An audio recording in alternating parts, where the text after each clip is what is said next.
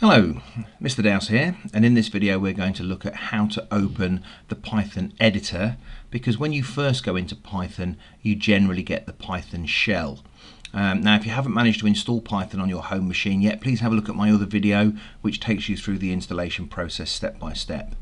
Now I've got Windows 10, but I've also got something called Classic Shell, so I get a much more traditional start menu, and I can just go to Python 3.8, click on the idle, and that gets me into the shell. It's called the shell, you can see it's the shell just there, but that isn't what we want. This isn't where we write our Python programs. So to get from the shell into the editor, I need to go File and New File, and that opens the Python editor. You can see the difference hopefully now. Here's the shell, and here is an untitled editor where I can write my program, run it and save it later on.